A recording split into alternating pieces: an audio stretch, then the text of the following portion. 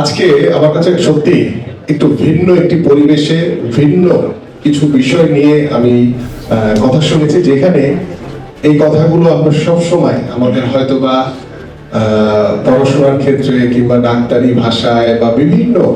ক্ষেত্রে হয়তো এই বিষয়গুলো নিয়ে আমরা বিভিন্ন সময় আমাদের পরিবার বা বিভিন্ন সমাজে আমরা আলোচনা করে থাকি। বাট আজকে প্রকৌশলীরা যে বিষয়টি নিয়ে আলোচনা করেছে এটি সত্যি প্রশংসার দাবি রাখে। আমি মনে করি আপনাদের মতো সবাই যদি সচেতন হয়ে যেত তাহলে আমাদের রোগ বালাই অনেকটাই কমে যেত। কারণ আমরা আমাদের যে রিজু ভাইকে দেখলাম, কারণ তিনি যে খেলাধুলার বিষয়ে চমৎকার ভাবে বলার চেষ্টা করেছেন এবং তার শরীর দেখলে বোঝা যায় যে তিনি খুব ভালোভাবে মেনটেন করছেন এখন, আলহামদুলিল্লাহ। আমরা খেলা ছেড়ে দেওয়ার পরে চেষ্টা করছি, কারণ এই জন্য অনেক সময় আমাদের না খেয়ে থাকতে হয় শরীর ঠিক রাখার জন্য। কারণ কিছু কিছু মানুষের শরীর আছে যে পানি খেলেও মনে যে শরীরে হিট করে, তো এই জন্য খুব সতর্কতার সহিত আমাদের চেষ্টা করছি। বাট বাস্তবিক অর্থেই আজকে যে আলোচ্য বিষয়, যে আমরা ছোটবেলা থেকে যখন বড় হই, বড় হওয়ার সময় আমাদের বাবা মারা যে বিষয়টির দিকে খেয়াল করেন, কারণ আমাদের দেশের প্রেক্ষাপটে আমরা গ্রামের বা যারা মধ্যবিত্ত বা নিম্ন মধ্যবিত্ত পরিবার থেকে বেড়ে ওঠে, আমরা ছোটবেলা থেকে কিন্তু ভাতে মাছে বাঙালি। এটা আসলে আমাদের শরীরের জন্য কতটুকু হেলদি সেটা নিয়ে আসলে প্রশ্ন করার কোনো কারণ নেই, কারণ আমরা বিষয়টি জানি যে এটিতে এত বেশি কার্বোহাইড্রেট থাকে, সেটা সাময়িক হয়তো আমাদেরকে শক্তি যোগায়, কিন্তু ইন দ্য লং রান এই কার্বোহাইড্রেট অতিরিক্ত হয়ে গেলে তখন আমাদের অনেক সময় ক্ষতির কারণ হয়ে যায়। তো সেই জায়গা থেকে আমার আমি একজন স্পোর্টসম্যান হিসেবে আমরা যখন খেলেছি তখন আমাদের ফিজিও ছিল, আমাদের ডক্টর ছিল, আমাদের কোচ ছিল, তখন তারা আমাদের যে ফুড হ্যাবিট বা আমাদের সকালের ব্রেকফাস্ট কি হবে, দুপুরের লাঞ্চ কি হবে, আফটার প্র্যাকটিস আমরা কি স্ন্যাক্স নিব কিংবা আমরা ডিনার কখন করবো, এই যে একটি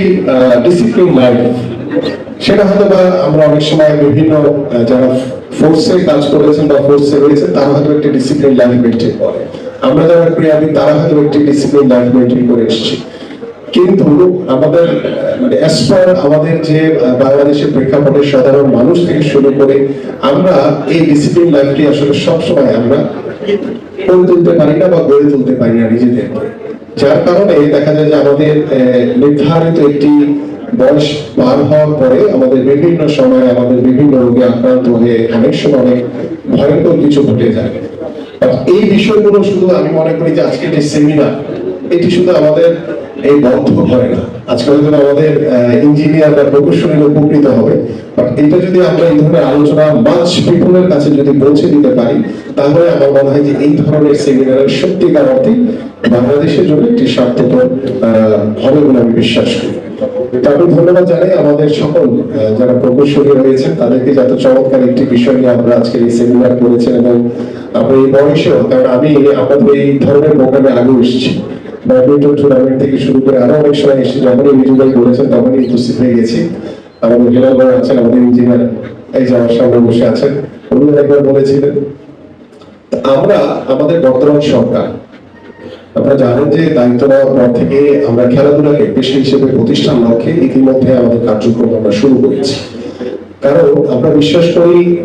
প্রত্যেকটি বাবা মাই তার সন্তানকে চায়, যে কথাটি আমি সব জায়গায় বলার চেষ্টা করি, যে পড়াশোনা করে শুধু ডাক্তার, ইঞ্জিনিয়ার কিংবা ব্যারিস্টার কিংবা সরকারি চাকরিজীবী হবে, কিন্তু খেলাও হবে, এই বিষয়টি আসলে কোনো বাবা মাই কখনো চিন্তা করে না। আমি খেলতে গেতে যখন ভালো খেলেছি তখন আমার বাবা মা বলেছে না ঠিক আছে তুমি খেলতে পারো। আমার কিন্তু লক্ষ্য ছিল কোনো প্লেয়ার হবে এরকম না, কিন্তু যখন খেলা শুরু করেছি তখন একটি লক্ষ্য স্থির করেছে যে আমাকে একজন ভালো ফুটবলার হতে হবে। এইভাবে কিন্তু আসলে আমরা আমাদের বর্তমান প্রেক্ষাপটে ক্রিকেট, ফুটবল, বিভিন্ন স্পোর্টসে, বিশেষ করে ক্রিকেট কিংবা ফুটবল হয়তো বা অনেকটাই ফোকাস, কিন্তু অন্যান্য স্পোর্টসে, যেমন আজকে আমি বিএসপি এর একটি প্রোগ্রাম ছিল, পুরস্কার বিতরণ অনুষ্ঠান ছিল, সেখানে ছিলাম। সেখানে আমাদের সকল ইভেন্টের সকল ক্রীড়াবিদদেরকে কিন্তু পুরস্কার দেওয়া হয়েছে, কিন্তু তারা কিন্তু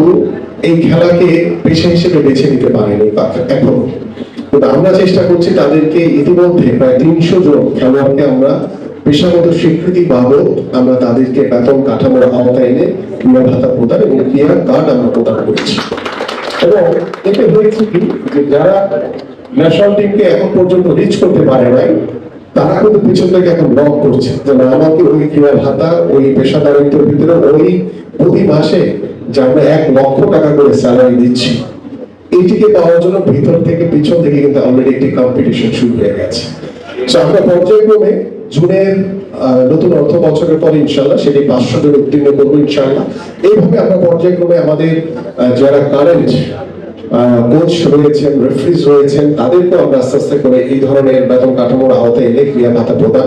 যাতে আমরা স্পোর্টসটাকে সর্বক্ষেত্রে একটি পেশাদারিত্বের ভিতরে নিয়ে আসতে পারি। কারণ ওই যে আমি বললাম যে প্রত্যেকটি বাবা মা যাতে চিন্তা করতে পারে যে না, আমি আমার সন্তান পড়াশোনা করে সে একজন খেলোয়াড় হতে পারে, এই যে পেশাদারিত্ব জায়গাটি, সেখানে আমার মনে হয় যে আমরা